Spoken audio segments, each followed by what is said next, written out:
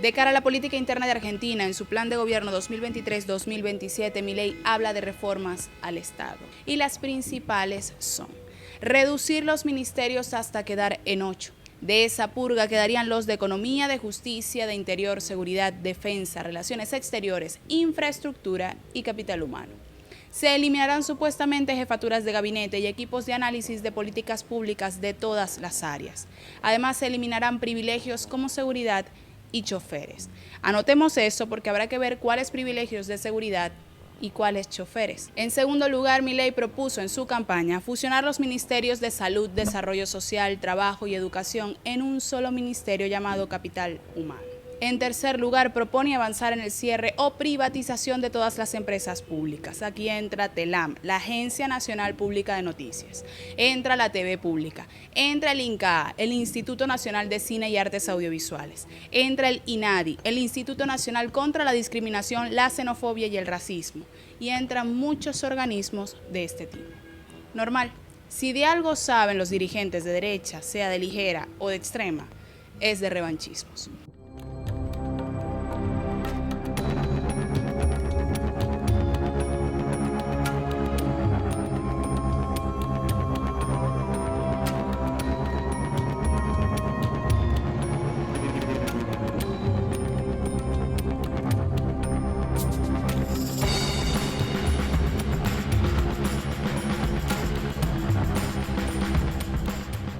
En cuarto lugar, Milei habla de una reducción de impuestos y entre sus propuestas arancelarias, Milei y su partido aseguran que eliminarán el 90% de los impuestos actuales. Por supuesto, aquí interesante será ver a quienes le eliminarán ese 90% de impuestos y a quienes no. Y en quinto lugar, Milei propone una reforma monetaria financiera cuya receta mezcla en igualdad de proporciones radicalismo con demagogia. Eliminar el Banco Central de Argentina para terminar con la inflación para siempre.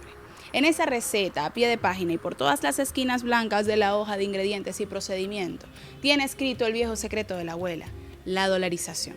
Una propuesta que sí genera críticas porque su implementación podría requerir de una fuerte devaluación del peso argentino y llevar eventualmente a una hiperinflación, tal como advirtieron unos 200 economistas argentinos y extranjeros en una carta pública en septiembre pasado. Además, Milei tiene en contra al presidente de la Corte Suprema de Justicia, quien ha adelantado que ejecutar su propuesta sería inconstitucional si implica la eliminación del peso argentino como moneda. Ahora, hay un tema que nos ocupa y ante el cual queremos dedicar el programa de hoy: las líneas aparentemente nítidas, pero realmente difusas, que maneja Milei en cuanto a soberanía y derecho a la autodeterminación del gobierno y el pueblo argentino. Es decir, territorio, recursos y geopolítica. Sobre todo lo hacemos partiendo de que él anunció sin prurito que no escatimará en romper relaciones con Brasil y con China, dos de los mayores socios comerciales de Argentina. ¿Y por qué lo haría? Porque él no hace pactos con comunistas. Eso sí, Milei está dispuesto a romper con los gobiernos, pero no con el empresariado, lo que deja claro que su postura no es de jefe de Estado, sino de economistas con recursos públicos, pero con intereses privados.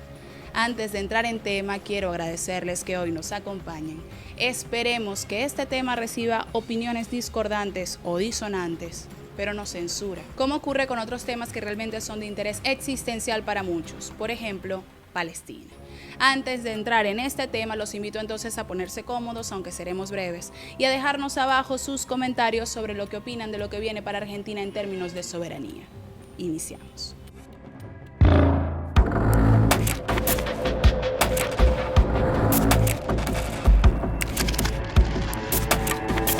Según relatan las acciones del ejército argentino y sus integrantes en las Islas Malvinas en 1982, y según reseña el informe oficial Conflicto Malvinas, publicado por la institución en 1983, las Islas Malvinas están situadas en el mar argentino a unos 600 kilómetros aproximadamente de la costa patagónica. Poseen una superficie de 11.718 kilómetros cuadrados y se compone de 2 islas principales, Soledad y Gran Malvina, y aproximadamente 200 islotes más pequeños. A partir del año 1765, las Islas Malvinas fueron ocupadas por las autoridades españolas del Virreinato del Río de la Plata, luego de algunos hechos diplomáticos y militares entre Francia, España y Gran Bretaña. En la década de 1820, las autoridades argentinas con asiento en Buenos Aires toman posesión de las islas empleando el mismo principio que constituyó la nación argentina e incluso nombrando a Luis Bernet gobernador de las islas el 10 de junio de 1829. El 3 de enero de 1833, las Islas Malvinas fueron usurpadas por la corbeta británica Clio, quienes expulsaron a las autoridades argentinas vigentes. Esta situación se prolongó hasta el 2 de abril de 1982, año en que se dio inicio a la Operación Rosario, es decir, la recuperación de las islas por fuerzas militares argentinas, dando inicio al conflicto de Malvinas de 1982. El pabellón nacional flameó hasta el 14 de junio de 1982 en las islas, momento en el cual fueron nuevamente usurpadas por el Imperio Británico. La Constitución Nacional de Argentina, en su reforma vigente desde el año 1994, expresa en su disposición transitoria primera que la nación argentina ratifica su legítima e imprescriptible soberanía sobre las Islas Malvinas, Georgias del Sur y Sandwich del Sur, y los espacios marítimos e insulares correspondientes, y lo hace por ser parte integrante del territorio nacional. La recuperación de dichos territorios y el ejercicio pleno de la soberanía respetando el modo de vida de sus habitantes y conforme a los principios del derecho internacional constituyen un objetivo permanente e irrenunciable del pueblo argentino. Argentina, o los gobiernos que defienden su soberanía territorial, reiteran constantemente ante los organismos internacionales, regionales y la comunidad en general el llamado al Reino Unido a reasumir las negociaciones de soberanía de conformidad con las resoluciones y declaraciones pertinentes de las Naciones Unidas y la Organización de los Estados Americanos, expresando asimismo la permanente disposición argentina. Y en ese punto se encuentra esa disputa, suspendida en el tiempo. Y por supuesto fue uno de los temas álgidos en medio de la campaña por la presidencia en Argentina. Te hago yo la pregunta, vos resolverías el tema de Malvinas, pero nadie tiene una propuesta para eso, yo sí.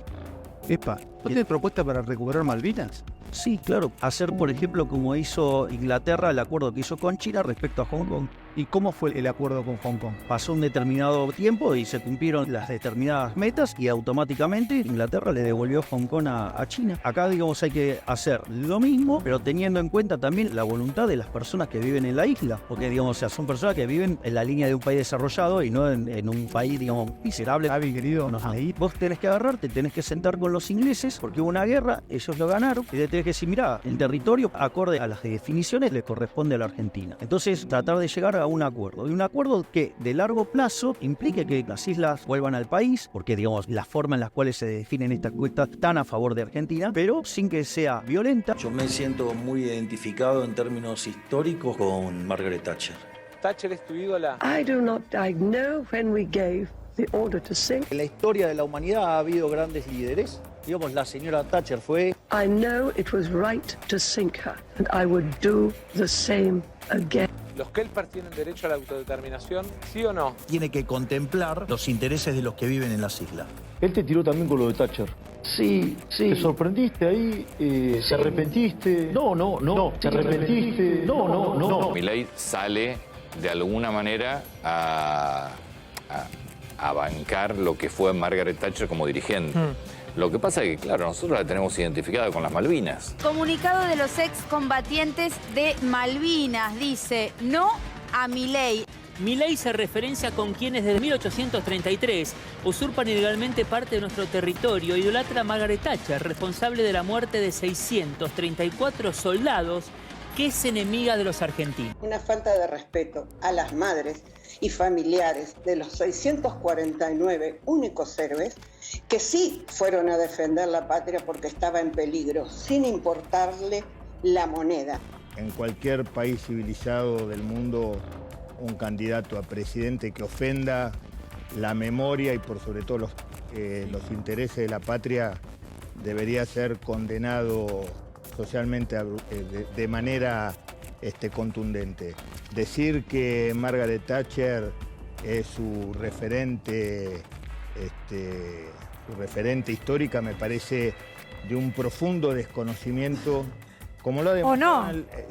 Yo creo que Milei ha demostrado en este debate un profundo desconocimiento de muchísimos temas, entre ellos la historia de la Argentina. Pero no nos están diciendo lo que piensan realmente. ¿Cómo? Digo, no nos están diciendo para que vayan a votar sabiendo su pensamiento. Es inconcebible que una persona, que un argentino que quiere representar los intereses de la patria pueda tener como una referente política una persona, una genocida que mandó asesinar 323 marinos en el crucero General Belgrano, cuando él mismo se encontraba navegando fuera del área de exclusión de Malvinas.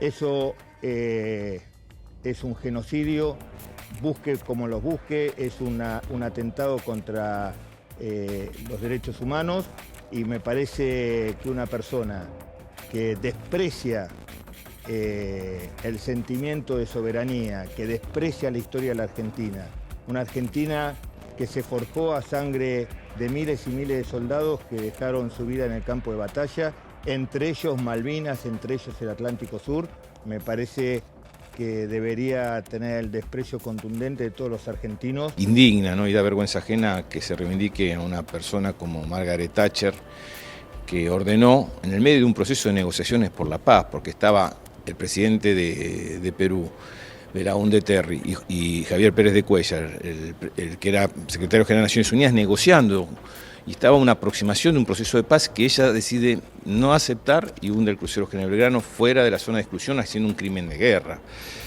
Y que no tengamos memoria, porque para él puede ser un número, pero para nosotros son héroes que están allá en nuestras islas. Me parece que por respeto, por la memoria y por lo que significa la lucha por la causa Malvinas, fue una aberración comparar a lo que fue el conflicto bélico con dos jugadores de fútbol.